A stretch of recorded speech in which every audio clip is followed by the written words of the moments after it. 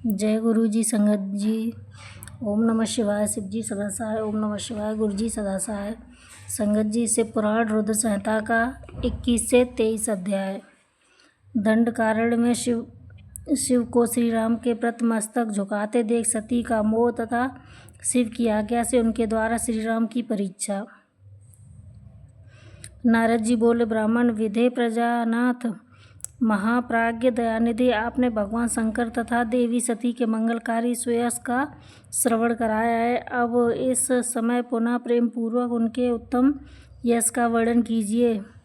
उन शिव दंपति ने कहा, वहाँ रहकर मौन सा चरित्र किया था। ब्रह्मा जी ने कहा, मुनि तुम मुझसे सती और शिव के चरित्र का प्रेम से श्रवण करो। वे दोनों दंपति वहाँ लौकिकी गति का आश्रय ले निरंतर क्रीड़ा करते थे। तदनंतर महादेवी सती को अपने पति शंकर का वियोग प्राप्त हुआ, ऐसा कुछ श्रेष्ठ बुद्धि वाले विद्वानों का कथन है। परंतु मुनि, वास्तव में उन दोनों का परस्पर वियोग कैसे हो सकता है, क्योंकि वे दोनों वाणी और अर्थ के समान एक दूसरे से सदा मिले जुले हैं, शक्ति और शक्तिमान तथा चित्त स्वरूप हैं। फिर भी उनमें लीला विषयक रुचि होने के कारण वह सब कुछ संगठित हो सकता है। सती और शिव यद्यपि ईश्वर हैं तो भी लौकिक रीति का अनुसरण करते हैं।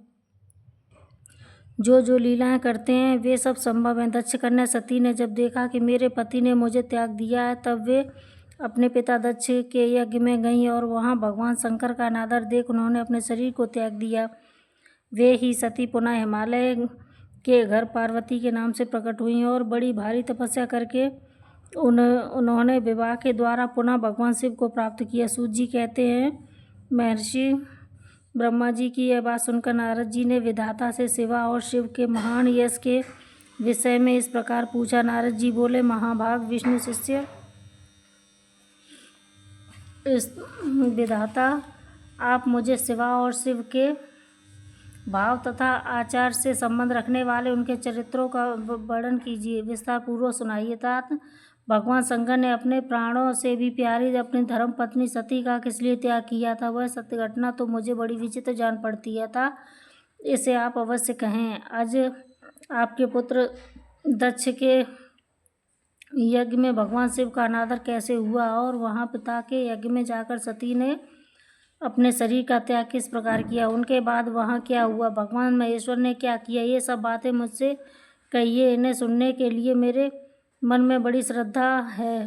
ब्रह्मा जी ने कहा, मेरे पुत्रों में श्रेष्ठ महाप्राज्ञ तात नारद, तुम महर्षियों के साथ बड़े प्रेम से भगवान चंद्रमौली का यह चरित्र सुनो। श्री विष्णु आदि देवताओं से सेवित परब्रह्म परमेश्वर को नमस्कार करके मैं उन्हें महान अद्भुत चरित्र का वर्णन आरंभ करता हूँ। मुनि, यह सब भगवान शिव की लीला ही है।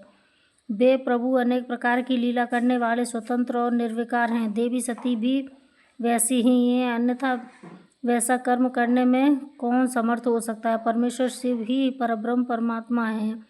एक समय की बात है, तीनों लोकों में विचरने वाले लीला विशारद भगवान रुद्र सती के साथ बैल पर आरूढ़ हो इस भूतल पर भ्रमण कर रहे थे। घूमते घूमते वे दंडकारण्य में आए। वहां उन्होंने लक्ष्मण सहित भगवान श्री राम को देखा, जो रावण द्वारा छल पूर्वक हरी गई अपनी प्यारी पत्नी सीता की खोज कर रहे थे। वे हा सीते ऐसा उच्चारण करते पुकारते, यहाँ वहाँ देखते और बारंबार रोते थे। उनके मन में विरह का आवेश छा गया था। सूर्यवंश में उत्पन्न वीर भूपाल दशरथ नंदन भरताग्रज श्री राम आनंद रहे तो लक्ष्मण के साथ वन में भ्रमण कर रहे थे और उनकी कांति फीकी पड़ने लगी।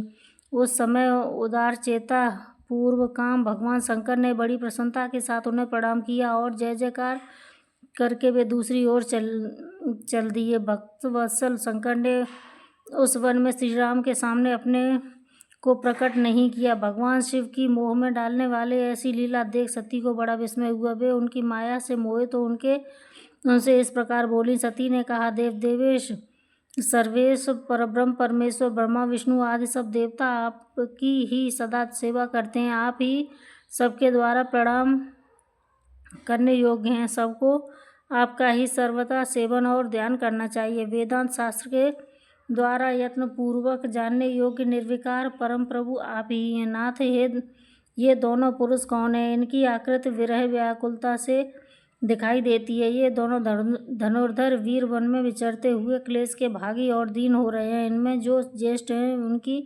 अंगकांति नीलकमल के समान श्याम है। उन्हें देखकर किस कारण से आप आनंद विभोर हो उठे थे? आपका चित्त क्यों अत्यंत प्रसन्न हो गया था? आप इस समय भक्त के समान विनम्र क्यों हो गए?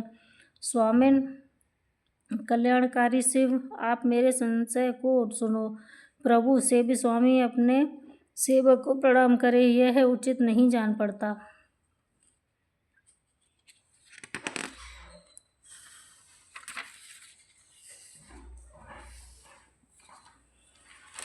ब्रह्मा जी कहते हैं, नारद, कल्याणमयी परमेश्वरी आदि शक्ति सती देवी ने शिव की माया के वशीभूत होकर जब भगवान शिव से इस प्रकार प्रश्न किया, तब सती की वह बात सुनकर लीला विशारद परमेश्वर शंकर हंसकर उनसे इस प्रकार बोले। परमेश्वर ने कहा, देवी सुनो, मैं प्रसन्नता पूर्वक यथार्थ बात कहता हूँ, इसमें छल नहीं है। वरदान के प्रभाव से ही मैंने इन्हें आदरपूर्वक प्रणाम किया है। प्रिय, ये दोनों भाई वीरों द्वारा सम्मानित हैं। इनके नाम है श्री राम और लक्ष्मण। इनका प्राकट्य सूर्यवंश में हुआ। ये दोनों राजा दशरथ के विद्वान पुत्र हैं। इनमें जो गोरे रंग के छोटे बंधु हैं वे साक्षात शेषनाग के अंश हैं। उनका नाम लक्ष्मण है।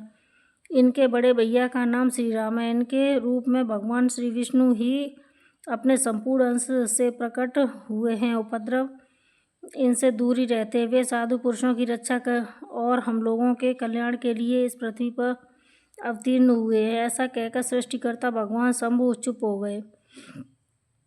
भगवान शिव की ऐसी बात सुनकर भी सती के मन में इस पर विश्वास नहीं हुआ। क्यों न हो, भगवान शिव जी की माया बड़ी प्रबल है। वह संपूर्ण त्रिलोकी को मोह में डाल देने वाली है। सती के मन में मेरी बात पर विश्वास नहीं है। यह जानकर लीला विशारद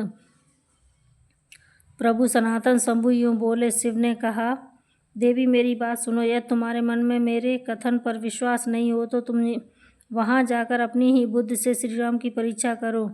मेरी प्यारी सती, जिस प्रकार तुम्हारा मोह या भ्रम नष्ट हो जाए वह करो। तुम वहाँ जाकर परीक्षा करो मत। तब तक मैं इस बरगद के नीचे खड़ा हूँ। ब्रह्मा जी कहते हैं, नारद, भगवान शिव की आज्ञा से